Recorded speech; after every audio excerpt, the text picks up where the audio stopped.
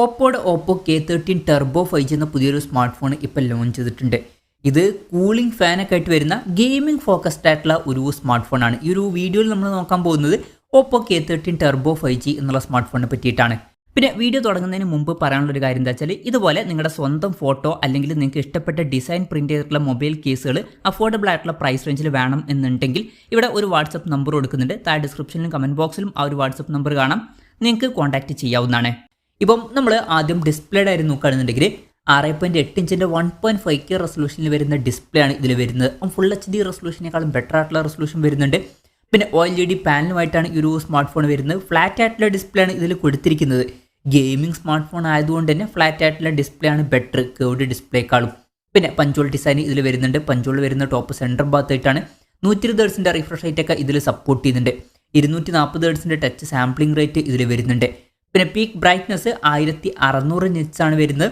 പിന്നെ Oppo crystal shield ഗ്ലാസിൻ്റെ protection ഒക്കെ ഇതിൽ കൊടുത്തിട്ടുണ്ട്. അപ്പം അത്യാവശ്യം നല്ല ഡിസ്പ്ലേ ഫീച്ചേഴ്സ് ഒക്കെ ഇതിൽ വരുന്നുണ്ട് എന്ന് തന്നെ പറയാവുന്നതാണ്. In display finger print sensor ഇതിൽ വരുന്നുണ്ട്. പിന്നെ IP69 റേറ്റിംഗ് ഇതിൽ സപ്പോർട്ട് ചെയ്യുന്നുണ്ട്. അപ്പം മികച്ചൊരു IP റേറ്റിംഗ് ഒക്കെ ഇതിൽ വരുന്നുണ്ട്. ഈ ഒരു ഫോണിൽ പ്ലാസ്റ്റിക് ഫ്രെയിമാണ് കൊടുത്തിരിക്കുന്നത്, പക്ഷേ ഗ്ലാസ് ബാക്ക് ബോഡി വരുന്നുണ്ട്. ഇനി പ്രോസസ്സറിൻ്റെ കാര്യത്തിലോട്ട് വരികയാണെന്നുണ്ടെങ്കിൽ MediaTek Dimensity 8450 എന്ന പ്രോസസ്സറാണ് ഈ ഒരു സ്മാർട്ട് ഫോണിൽ വരുന്നത്. 21,600 രൂപ പ്രൈസ് റേഞ്ചിൽ വരുന്ന സ്മാർട്ട് ഫോണാണ്. ആ ഒരു പ്രൈസ് റേഞ്ചിൽ ഈ ഒരു പ്രോസസ്സർ എന്ന് പറയുന്നത് വളരെ മികച്ച ബെസ്റ്റ് ആയിട്ടുള്ള ഒരു പ്രോസസ്സർ തന്നെയാണ്. ഗെയിമിംഗ് ഫോൺ ആയതുകൊണ്ട് തന്നെ ഈ ഒരു പ്രോസസ്സർ എന്നുള്ളത് ഇമ്പോർട്ടൻ്റ് ആയിട്ടുള്ള ഒരു കാര്യമാണ്. അപ്പം മികച്ചൊരു പ്രോസസ്സറൊക്കെ ഇതിൽ വരുന്നുണ്ട്. പിന്നെ LPDDR5Xൻ്റെ റാമും UFS 3.1 സ്റ്റോറേജ് ടൈപ്പ് ഒക്കെ ഇതിൽ കൊടുത്തിട്ടുണ്ട്. 5G സപ്പോർട്ടും കാര്യങ്ങളൊക്കെ ഇതിൽ വരുന്നുണ്ട്. പിന്നെ ഈ ഒരു ഫോണിൻ്റെ ബേസ് വേരിയന്റിൽ 12GB റാമും 256GB ഇന്റേണലുമാണ് വരുന്നത്. 16GB റാമും 256GB ഇന്റേണലുമായിട്ട് വരുന്ന വെർഷനും 12GB റാമും 512GB ഇന്റേണലുമായിട്ട് വരുന്ന ഒരു വെർഷനും വരുന്നുണ്ട്. പിന്നെ ഫോൺ പെട്ടെന്ന് ഇറ്റാതിരിക്കാൻ വേണ്ടിയിട്ട് VC കൂളിംഗ് സിസ്റ്റം ഇതിൽ കൊടുത്തിട്ടുണ്ട്. 7000 mm സ്ക്വയർ ആണ് ഇതിൻ്റെ ഏരിയ വരുന്നത്. അതുമാത്രമല്ല ഇൻബിൽഡായിട്ട് ഒരു ആക്റ്റീവ് കൂളിംഗ് ഫാനും ഇതിൽ കൊടുത്തിട്ടുണ്ട്. അത് ഇൻട്രസ്റ്റിംഗ് ആയിട്ടുള്ള ഒരു കാര്യമാണ്. പൊതുവെ ഗെയിമിംഗ് ഫോൺസിൽ മാത്രമാണ് ഇതുപോലുള്ളൊരു കാര്യം കാണാറ്. പിന്നെ ഈ ഒരു പ്രൈസ് റേഞ്ചിൽ വരുന്ന ഫോണുകളിൽ പൊതുവെ ഈ ഒരു ഫീച്ചർ കാണാറും ഇല്ല. അപ്പം അത് എടുത്തു പറയേണ്ട ഒരു കാര്യമാണ്. പിന്നെ ഈ ഒരു കൂളിംഗ് ഫാനിന്റെ അവിടെ RGB ലൈറ്റും കാര്യങ്ങളൊക്കെ കൊടുത്തിട്ടുണ്ട്. അപ്പം അത് നല്ലൊരു കാര്യമാണ്. പിന്നെ NFC സപ്പോർട്ട് വരുന്നുണ്ട്.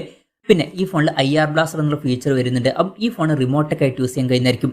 നല്ല വൈബ്രേഷൻ എഫക്റ്റിന് വേണ്ടിയിട്ട് X-ആക്സിസ് ലീനിയർ മോട്ടർ ഇതിൽ വരുന്നുണ്ട്. സ്റ്റീരിയോ സ്പീക്കേഴ്സ് ഇതിൽ കൊടുത്തിട്ടുണ്ട്.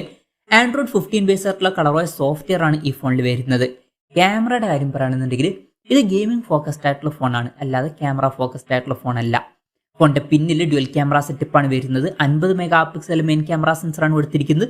അതും OISന്റെ സപ്പോർട്ട് വരുന്നില്ല. രണ്ടാമത് 2 MP ഒരു സെൻസറാണ് വരുന്നത്. അൾട്രാ വൈഡ് ആംഗിൾ ലെൻസ് ഒന്നും വരുന്നില്ല. പിന്നെ ഫ്രണ്ടിൽ 16 MP സോണി IMX 480യുടെ ഒരു സെൻസറാണ് വരുന്നത്. ഓൺ പേപ്പർ ക്യാമറ സ്പെസിഫിക്കേഷൻ നോക്കുകയാണെന്നുണ്ടെങ്കിൽ അത്ര മികച്ചത് എന്ന് പറയാൻ പറ്റില്ല. OISന്റെ സപ്പോർട്ട് വരുന്നില്ല, അൾട്രാ വൈഡ് ആംഗിൾ ലെൻസ് വരുന്നില്ല, ഇങ്ങനെ പല കാര്യങ്ങളും വരുന്നുണ്ട്. പിന്നെ ഗെയിമിംഗ് ഫോക്കസ്ഡ് ആയിട്ടുള്ള ഫോണാണ്, ക്യാമറ ഫോക്കസ്ഡ് ആയിട്ടുള്ള ഫോണല്ല. പിന്നെ ബാറ്ററിയുടെ കാര്യത്തിലോട്ട് വരികയാണെന്നുണ്ടെങ്കിൽ 7000 mAh ബാറ്ററി വരുന്നുണ്ട്. വളരെ മികച്ചൊരു ബാറ്ററി കപ്പാസിറ്റി വരുന്നുണ്ട്. അത് മാത്രമല്ല 80 വാട്ടിന്റെ ഫാസ്റ്റ് ചാർജ് സപ്പോർട്ടും വരുന്നുണ്ട്.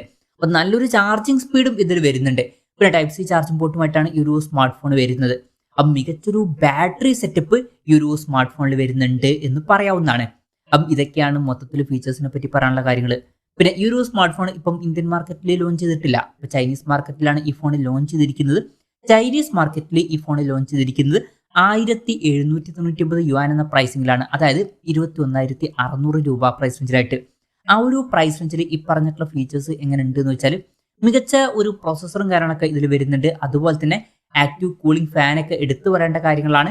പിന്നെ മികച്ചൊരു ബാറ്ററി സെറ്റപ്പും ഇതിൽ വരുന്നുണ്ട്. അതുപോലെ തന്നെ നല്ല ഡിസ്പ്ലേ ഫീച്ചേഴ്സും ഇതിൽ വരുന്നുണ്ട്. നല്ല IP റേറ്റിംഗ് ഒക്കെ വരുന്നുണ്ട്. പക്ഷേ ക്യാമറ സ്പെസിഫിക്കേഷൻ അത്ര മികച്ചത് എന്ന് പറയാൻ പറ്റില്ല. അപ്പം പെർഫോമൻസ് ഫോക്കസ്ഡ് ആയിട്ടുള്ള, അതുപോലെ തന്നെ നല്ല ബാറ്ററി സെറ്റപ്പ് ഉള്ള, അത്യാവശ്യം തിരക്കില്ലാത്ത ഡിസ്പ്ലേ ഫീച്ചേഴ്സുമായിട്ട് വരുന്ന ഒരു സ്മാർട്ട് ഫോണാണ് ഇത് എന്ന് പറയാവുന്നതാണ്. ക്യാമറ ഫോക്കസ്ഡ് ആയിട്ടുള്ള ഫോണും അല്ല. ഇനി ഇന്ത്യൻ മാർക്കറ്റിൽ ഈ ഫോൺ ലോഞ്ച് ചെയ്യുന്ന വെച്ചാൽ ചിലപ്പോൾ ലോഞ്ച് ചെയ്തേക്കാം. പക്ഷെ അതിനെ പറ്റിയിട്ടുള്ള ന്യൂസുകളൊന്നും ഇപ്പം പുറത്ത് വന്നിട്ടില്ല. അതിനെ പറ്റിയിട്ടുള്ള ന്യൂസുകളൊക്കെ വരുമ്പോൾ അതിനെ പറ്റിയിട്ടുള്ള വീഡിയോസ് ഒക്കെ നമ്മൾ ചെയ്യുന്നതായിരിക്കും. അപ്പം അതുപോലുള്ള വീഡിയോസ് കാണാൻ താല്പര്യമുണ്ടെന്നുണ്ടെങ്കിൽ ഈ ചാനൽ സബ്സ്ക്രൈബ് ചെയ്യാവുന്നതാണ്. പിന്നെ ഇന്ത്യയിൽ ഈ ഫോൺ ലോഞ്ച് ചെയ്യുകയാണെന്നുണ്ടെങ്കിൽ വില കുറച്ചും കൂടിയൊക്കെ കൂടാൻ ചാൻസ് ഉണ്ട്. ഒരു 25,000 രൂപ പ്രൈസ് റേഞ്ചിലൊക്കെ ആയിട്ട് ഇന്ത്യൻ മാർക്കറ്റിൽ ഈ ഫോൺ നമുക്ക് എക്സ്പെക്ട് ചെയ്യാവുന്നതാണ്. ചിലപ്പം ഒരു 28,000 രൂപ പ്രൈസ് റേഞ്ചിൽ വരെ ഈ ഫോണിന്റെ വില എത്തിയേക്കാം. കൺഫർമേഷൻസ് ഒന്നുമില്ല, ജസ്റ്റ് നമ്മുടെ എക്സ്പെക്ടേഷൻ പറഞ്ഞു എന്നേ ഉള്ളൂ. പിന്നെ ഓപ്പോയുടെ K13 സീരീസിൽ വരുന്ന വേറെ ഫോണിൽ ഇന്ത്യൻ മാർക്കറ്റിൽ ലോഞ്ച് ചെയ്തിട്ടുണ്ട്. അവൻ ചിലപ്പം ഇതും ലോഞ്ച് ചെയ്തേക്കാം. എന്തായാലും ഓപ്പോയുടെ ഓപ്പോ K13 ടെർബോ 5G എന്ന പുതിയൊരു സ്മാർട്ട് ഫോൺ ഇപ്പോൾ ലോഞ്ച് ചെയ്തിട്ടുണ്ട്. ഈ ഒരു ഫോണിനെ പറ്റിയിട്ടുള്ള നിങ്ങളുടെ അഭിപ്രായം ജസ്റ്റ് ഒന്ന് കമന്റ് ചെയ്യുക. അതുപോലെ തന്നെ ഈ ഒരു സ്മാർട്ട് ഫോൺ ഇന്ത്യൻ മാർക്കറ്റിൽ നിങ്ങൾ ഏത് പ്രൈസിംഗിലാണ് എക്സ്പെക്ട് ചെയ്യുന്നത് എന്നുള്ള കാര്യം കൂടി ജസ്റ്റ് ഒന്ന് കമന്റ് ചെയ്യുക.